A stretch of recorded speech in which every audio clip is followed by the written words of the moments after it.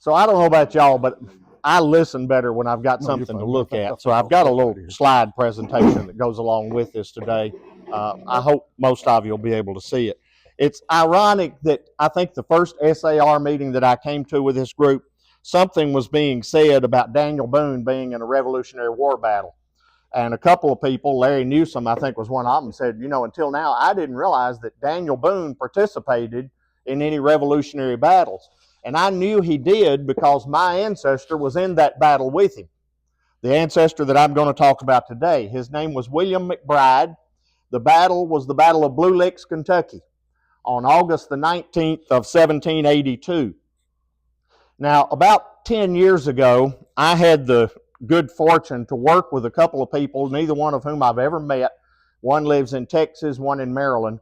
And the three of us did a pretty exhaustive research on the McBride family. And I hit the jackpot because I did about 20% of the work, but I got to share in 100% of the results of it.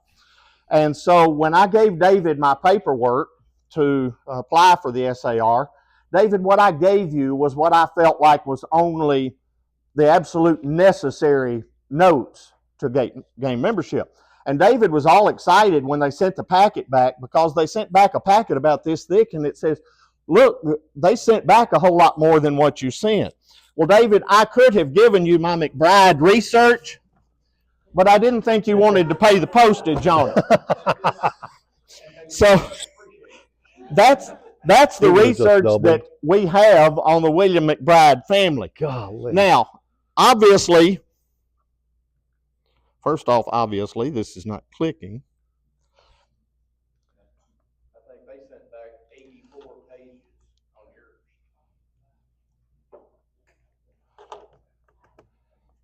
Well, give me just a minute, folks. There we go. There you go.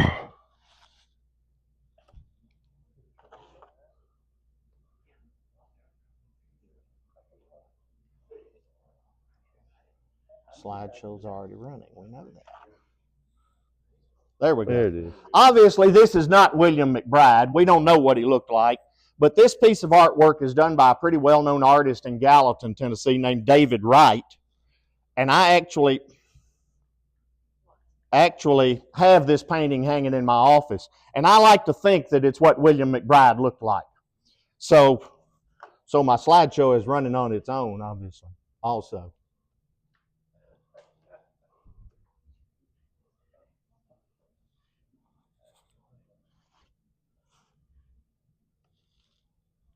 It's supposed to be on pause, and it's not. And I can't keep up with it.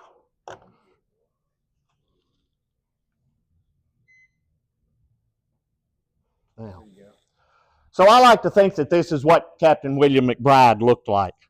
A lot of what we know about William McBride is because in 1840, his son, William Jr., was interviewed as part of the Draper manuscript collections. How many of you are familiar at all with the Draper collection, the Draper manuscripts?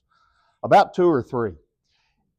If you're lucky enough to know what you're doing with the Draper collection, it can be a gold mine, but it is extremely hard to navigate.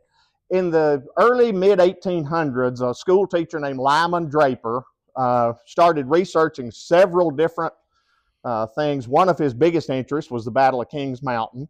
One was Daniel Boone in Kentucky. But the entire collection takes up, this is just a few of the boxes of the original records at the University of Wisconsin. It has all been microfilmed. It's 123 reels of microfilm. Wow. And it's really hard to navigate, and you'll see why in just a little bit. But if you can find what you're looking for, you've got a gold mine on your hands. By the way, the Tennessee State Library and Archives does have the Draper manuscript collection on microfilm. The McBride family was Scots-Irish. They came here from Donegal, Ireland. In 2019, I was lucky enough to be able to stand on the pier at Ramilton in Donegal, and the locals told me if your ancestor left Donegal, Ireland, headed for America, this was the last place he touched before he set foot on the ship. Now, obviously, this is not still the same pier. I don't think it was concrete and steel then, but it's the exact same place that the McBride family would have gotten on a ship. to leave Northern Ireland and come to America. The first couple of generations are a little uncertain, and in fact, the two people that I worked with wound up splitting over disagreements in how some of the people fit into different generations. We believe that several of the earliest generation of the McBride family were killed at Braddock's defeat in the French and Indian War. This was the battle when a young British officer named George Washington first started making a name for himself, at the Battle of either Fort Duquesne if you were French, or Fort Pitt if you were British, depending upon which name you preferred. Today we call it Pittsburgh. We think that William McBride's father was probably either killed at that battle or on the return back to Lancaster County from that battle. William McBride was about 10 years old. He was born in 1745. And there was a farm in Lancaster County, Pennsylvania, that as late as the 1780s was identified on the property list as belonging to Widow McBride. And we feel pretty certain that that was William McBride's mother who owned that farm. One of his older brothers was named James McBride, and he was one of the first white men to ever see what's now Kentucky. This is from the 1777 Collins History of Kentucky, and it says James McBride and others in a pirogue passed down the Ohio in 1754, but if they landed where Covington now is, they didn't leave any record of it, either upon the trees, as they did at the mouth of the Kentucky, or elsewhere, because at one of the places that he landed, James McBride carved his name in a tree with the date. So they know that he saw Kentucky several years before Daniel Boone did. This nephew, William McBride Jr., in the Draper interviews, and here's part of the reason why they're so hard to use, is because a lot of it consists of someone sitting taking notes as the interviewee talked. And so it's got scratchy handwriting, it's got abbreviations over in the side. It's really, in a lot of places, it's hard to read. And this is the actual interview with William McBride Jr. And in it he says, I went to old Mr. Kirkham's in Woodford and took down, as he told me, about my Uncle James McBride that lived on the waters of Buffalo or Elk in the frontier part of Virginia. My uncle had lived with his father 2 years. James McBride was unfortunate in his addresses to a lady, and with gun in hand and alone, made it westward ho for about 9 months before he returned in 1754 or 5. The particulars of this, as noted down at the time, were handed to Mr. Crittenden for Mr. Butler. This James McBride moved into the French Broad, since which I know very little of him. Now, this would have been, at the time that he was in Kentucky, that the Battle of Fort Pitt, or Fort Duquesne, was going on. When James got home, he worked as a shoemaker, and he eloped with a customer's daughter. He ran up some debts. They skipped out to the French Broad, which is now Upper East Tennessee. And as a result of this, his nephew, or great-nephew possibly, and that was one of the areas of disagreement, didn't really know much about him later. But when he wanted to learn more, the man that he went to interview, Mr. Kirkham, was the brother of the girl that Uncle James had run off with. James McBride served in the Revolution. And David, here is from 1906, when his great-grandson applied for membership in the Sons of the American Revolution, based on James McBride's service. And we know that he served because this is one of the original muster rolls that's at the State of Virginia Library. And on it, I know you can't read it from there, but this is the 5th Virginia Regiment. And right here we see that James McBride was a sergeant serving at Fort Ticonderoga at the time. Now, William Jr. also said that he had another brother named Uncle Jonathan McBride, who he said was a Commodore in the War of 1812 in the West Indies. He was there before the Revolution in the colony service. Now, this uncle's a little bit suspicious. We never have been able to prove too much about him being a Commodore in the colony service. But for years, researchers couldn't really find anything about him, and they were kind of convinced that this one didn't exist. And then they found that there was a prominent judge in Missouri in the mid-1800s who was his grandson and had come from Charleston, which would have been a perfect location for an officer in the colony's navy to have been living. So maybe Uncle Jonathan existed after all. A third brother was named Francis, and he and William follow each other's stories so closely that I'll pretty much talk about them together. At age 16, which was about 1757, Francis joined the Pennsylvania militia as a boat operator. Just as his service was about to expire, the colony ruled that all the men had to stay in the militia to try to retake Fort Duquesne from the French. And in the Draper interview, William McBride Jr., his nephew, says that he was a spy or a scout under George Washington. And the only time that George Washington was at Fort Pitt was during the French and Indian War.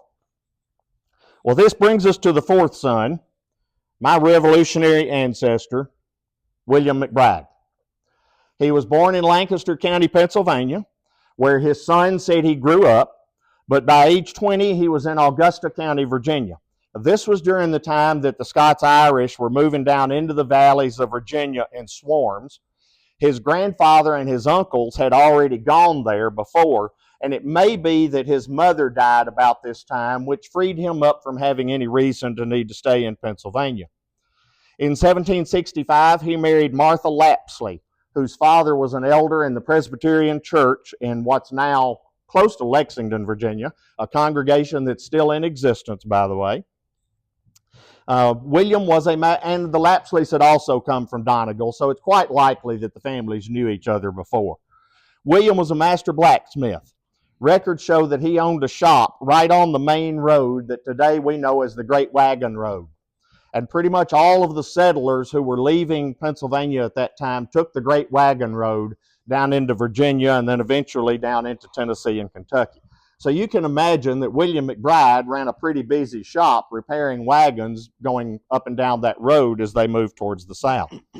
But word was starting to get around the place about this magical place called Kaintuckee.